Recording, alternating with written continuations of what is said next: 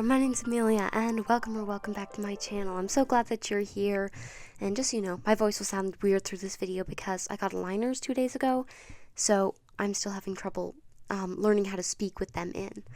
But yeah, I haven't posted in a couple weeks because I've been sick, still am sick, but I've been visiting St. Tikhon's Monastery with my family, and also went to the East Coast, visited the beach. It was so lovely.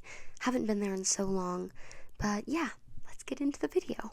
Okay, so the first woman and man ever created, Adam and Eve, had standards for themselves. The first command God created for them was a standard. Don't eat of the tree of the fruit of good and evil, right? And ever since then, throughout history, humans have set standards for themselves. That's why we have laws.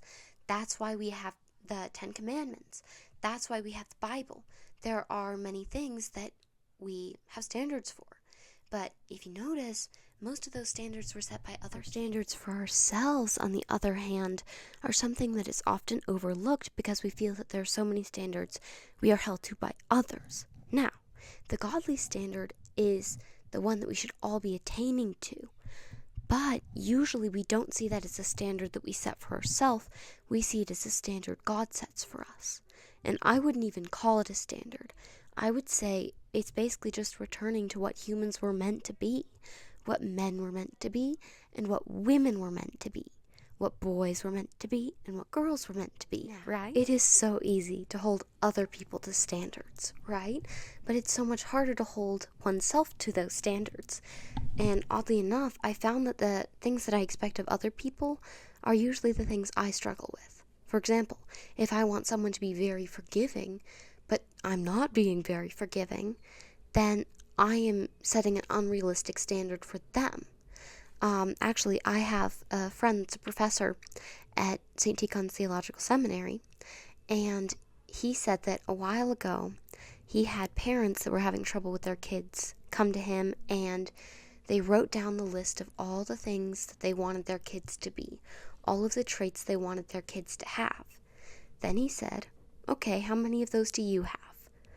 And they were all like, oh, because that's just human nature. That's one of the parts of human nature that we need to overcome, actually. But it's just, I found just how easy it is to, say to yourself, I want this person to be this to me. But you're not that to them. You're not that to anyone. That's something that you shy away from. You're just wanting other people to step into that role, and so am I. So it's just important to be aware of that so that we know what to avoid. Rambling throughout this whole video, I've been feeling a bit crazed because I'm sick, so I am sorry about that. But I will hopefully be less crazed in the next video with a little bit more sleep. So yeah. Thank you so much for watching, and be sure to tell me your other thoughts in the comment section down below if you have any. And it's so wonderful to be back, so wonderful to be filming again. Thank you for watching my video, and goodbye.